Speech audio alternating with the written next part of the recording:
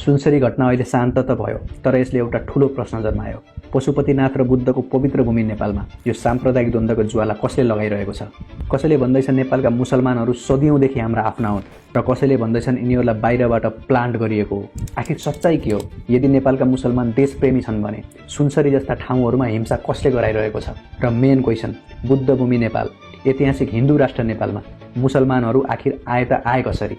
Let's find out. सबैभन्दा पहिला कुरा गरौँ कि नेपालमा मुस्लिमहरू कसरी भित्रिए, त्यसपछि एक एक चीज क्लियर हुँदै जान्छ। आजभन्दा 600 वर्ष अगाडि यानि कि 15 सेन्चुरीतिर जति बेला मल्ल राजाहरूले राज गर्थे, त्यति बेला काठमाडौँ भन्ने ठाउँ इन्डिया र तिब्बत बीचको मेन बिजनेस ट्रान्जिट हब थियो। मतलब कि इन्डियाका व्यापारीले सामान लगेर तिब्बतमा बेच्थे र तिब्बतबाट सामान उठाएर इन्डिया लैजान्थे र यो सब काम गर्न काठमाडौँलाई जङ्सन बनाउँथे। किनकि कहिले तिब्बत साइडमा एक्कासी हिउँले बाटो बन्द हुने त कहिले इन्डिया साइडका जंगलमा मलेरिया फैलिने हुन्थ्यो। त्यसरी व्यापारीहरू काठमाडौँमा रोकिएर रुट म्यानेज गर्थे। तर यी व्यापारीहरू मुस्लिम थिए, किनकि इन्डियाका तराई एरियामा बस्ने हिन्दूहरू तिब्बतको त्यत्रो हिमाल चढ्न सक्दैनथे। त्यसैले कश्मीरका मुस्लिमहरूले गर्थे यो सब काम।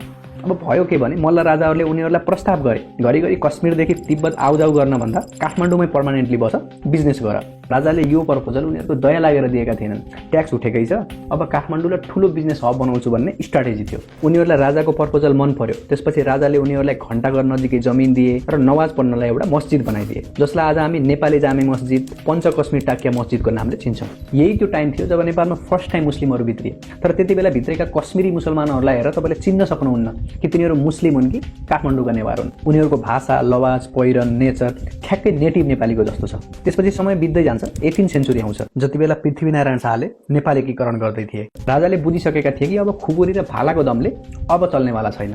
तोप, बन्दुक, बारुद चाहिन्छ, किनकि भोलिको दिनमा इस्ट इन्डिया कम्पनीसँग राइभलरी हुन सक्छ। तर प्रब्लम यो थियो कि नेपालमा हतियार कसैलाई बनाउन आउँदैन थियो। त्यो पार्टिकुलर टाइममा उत्तर भारतका मुस्लिम कालीगढहरू तोप ढाल्न र हतियार बनाउन सिपालु मानिन्थे। प्लस हतियारको ट्रेनिङ पनि थियो उनीहरूसँग। त्यही कारणले राजाले बनारसबाट 3 जना मुस्लिम, शेख जुर्माओ बेका र मिया अहमदलाई इन्भाइट गरे। हामीलाई हतियार बनाएर देऊ, हामी तिमीलाई बस्नलाई जमिन र जागिर दिन्छौँ भनेर। त्यसपछि उनीहरू गोर्खा आए, कारखाना खोले, हतियार बनाए र गोर्खाली सेनालाई तालिम पनि दिए।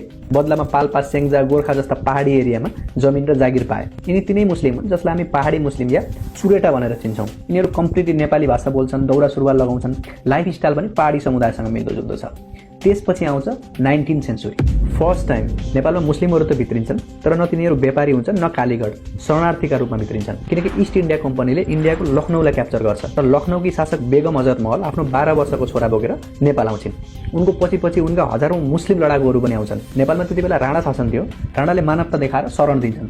बेगमलाई त काठमाडौँमै बस्ने व्यवस्था मिलाइन्छ। आज पनि काठमाडौँको घण्टाघर नजिकै उनको मजार देख्न सकिन्छ। बेगमसँग आएका हजारौं मुस्लिमलाई पनि नेपालगञ्ज, बुटवल, पर्सा र सुनसरीका क्षेत्रमा राखिन्छ। आज तराईका केही भूभागमा जुन मुस्लिम समुदाय बस्छ, त्यसको ऐतिहासिक आधार यो 1857 को घटना पनि हो। हेर्नुहोस्, यहाँसम्म आइपुग्दा यो त क्लियर भयो कि नेपालमा मुस्लिमहरू मल्ल राजाको पालामा, पृथ्वीनारायण शाहको पालामा र 1857 मा रिफ्युजी बनेर भित्रेका थिए। अब मेन क्वेसन बाँकी छ, मुस्लिमको मेन पपुलेसन त तराई एरियामा छ, त्यो पनि 85% मुस्लिम कपिलवस्तु, बारा, पर्सा, रौतहट, महोत्तरी र सुनसरीमा छन्। यसको रिजन के हो? हेर्नुहोस्, राणाकालकै टाइममा हाम्रो यो पुरै तराईको एरिया जहाँ अहिले सहर, बजार, बाटोघाटो छ, त्यो टाइममा पुरै जङ्गल थियो र मलेरिया र डेङ्गुको खतरा थियो। र राणाहरूले चाहन्थे कि यो जङ्गललाई फडानी गरेर खेती गर्न सकियो भने राम्रो इन्कम हुन्थ्यो। अब पहाडी समुदाय त तराईमा झर्न मान्दैन थियो मलेरियाको डरले। यही रिजनले गर्दा यो काम गर्न राणाहरूले इन्डियन फार्मरलाई इन्भाइट गरे, उत्तर प्रदेश र बिहारबाट। फार्मरहरू आए, जङ्गल फाँडे, खेतीयोग्य जमिन बनाए। बदलामा राणाहरूले उनलाई बस्ती बसाउन जमिन दिए। यसरी त्यो पार्टिकुलर टाइममा इन्डियाबाट हजारौं मुस्लिम र गैर मुस्लिम किसानहरू खेतीपातीका लागि तराईका कपिलवस्तु, बाँके, पर्सा, बारा आदि जिल्लाहरूमा आएर स्थायी रूपमा बसे। मतलब कि सब मिलाएर अहिलेसम्म जति पनि मुस्लिमहरूको कुरा भयो ती सबै बोलाएर आएका छन्। पुस्तौँदेखि बसेका छन्, नेपाली समाजसँग घुलमिल भएका छन्। तर असली प्रब्लम अब सुरु हुन्छ। एकपटक यो सेन्सस डाटा हेर्नुहोस्, सन् 1952 देखि 2021 सम्म नेपालको पपुलेसन अराउन्ड 253% ले बढेको छ। तर फेरि मुस्लिमको पपुलेसन हेर्नुहोस्, अराउन्ड 610% ले बढेको छ। तर फेरि फर्टिलिटी रेट त्यस्तो र्यापिडली बढेको देखिँदैन। यसको सिम्पल मतलब त यही हो कि पपुलेसन अनएक्सपेक्टेड वेमा इलिगल इमिग्रेसनले गर्दा बढ्यो र तिनीहरूले नागरिकता पनि पाए। र कुनै पनि देशमा रिलिजन वार हुनुमा यस्तो इमिग्रेसनले ठूलो रोल प्ले गर्छ। किनकि जो मुस्लिम सालौंदेखि यही जन्मियो, हुर्कियो, यही सोसाइटीमा घुलमिल भयो, त्यो एउटा धार्मिक झण्डाको लागि रोडमा निस्केर टार बाल्दैन। पुरा सुनसरीको मात्रै होइन, तराईका अरू जति पनि ठाउँमा घटनाहरू घटेका छन् यसको अर्को रिजन हो अनरजिस्टर्ड मद्रसा। गभर्नमेन्टमा रजिस्टर भएका र राष्ट्रिय सिलेबस पढाउने मद्रसाहरू त व्यवस्थित छन्, र त्यसरी रजिस्टर भएका मद्रसा अलमोस्ट 1000 मात्रै छन् र रजिस्टर नभएका मद्रसा अराउन्ड 4000 प्लस छन्। अचम्मको कुरा त के छ भने कुनै कुनै बर्डर एरियाहरूमा पढ्ने स्टुडेन्ट छैनन् तर पनि अनअफिसियल वेमा चन्दा उठाएर फरेन फन्डिङ ल्याएर मद्रासा खोलिएका छन्। अझ कुनै ठाउँमा त पहिला मद्रासा खोल्ने अनि बल्ल स्टुडेन्ट जम्मा पारेर पढाउने काम भइरहेछ। मद्रासा खोल्नु ठुलो कुरा होइन, ठुलो कुरा त यो हो कि त्यहाँ फन्डिङ कसरी ल्याइएको छ र त्यहाँ एजुकेसन के दिँदैछ। एक त सरकारले इलिगल इमिग्रेसन रोक्दैन, मन लागेको मान्छे नेपाल छिर्छ र मौका छोपेर नागरिकता बनाउँछ। त्यही माथि अनरजिस्टर मद्रासा र त्यहाँ दिने एजुकेसन। नेपालका नेताहरूलाई त भोट ब्याङ्क पाएपछि पुगिहाल्यो। तर विडम्बना त यो छ कि जहिले पनि धार्मिक दङ्गा हुन्छ यसको अपजस उठाउनुपर्छ नेपाली मुस्लिमलाई, जो 100औं सालदेखि मिलेर बसेका छन्। किनकि मुस्लिम भन्ने बित्तिकै त दिमागमा नेगेटिभिटी पहिला आउँछ। आज पनि एउटा मुस्लिम बाटोमा हिँड्दै गरेको देखेपछि खेल्दै गरेको आफ्नो बच्चालाई भित्र बोलाउने परिपाटी छ। यस्तै चिजले इन्सेक्युरिटी फिल गराउँछ र साइकोलोजिकल फ्याक्टर हिट हुन्छ। हेर्नुहोस्, धर्म केवल आस्था हो तबसम्म मात्रै लाग्छ तबसम्म यो खतरामा परे जस्तो लाग्दैन। त्यसपछि यो आस्था अस्तित्वमा चेन्ज हुन्छ। सुनसरीमा पनि त्यही भएको हो। किनकि एकचोटि रिलिजन वार सुरु भएपछि कसैले लजिकको कुरा सुन्दैन। त्यहाँ एक्लै जान पर्ने भए पो सायद दिमागमा नैतिकता, कानुन, मर्यादाको सोच आउँथ्यो।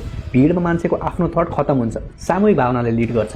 म एक्लैले हो र पुरा समूहले गलत गर्दैछ भनेपछि सेल्फ गिल्ट हुँदैन, उसले शानले गर्छ जे गर्छ। त्यसैले सही घोषणा गरेर 10-10 लाख रुपियाँ बाँडेर सर्टेन टाइमको लागि त शान्त रहला, तर सधैँको लागि च्याप्टर क्लोज गर्नु छ भने सबैभन्दा पहिला इलिगल इमिग्रेसन रोक्नुपर्छ, सबै मद्रसालाई गभर्नमेन्ट वाच लिस्टमा राख्नुपर्छ र सबैभन्दा इम्पोर्टेन्ट चिज साम्प्रदायिक द्वन्द्वको अगेन्स्टमा निर्मम कानुन बनाउनुपर्छ, ताकि भोलि कसैले यो द्वन्द्व गराउनुभन्दा पहिला 10 चोटि सोचोस् कानुन र त्यसको सजायको बारेमा। यसको सुरुवात अहिले सुनसरी घटनाको छानबिन र दोषीलाई निर्मम कारबाहीबाट होस्। Thank you.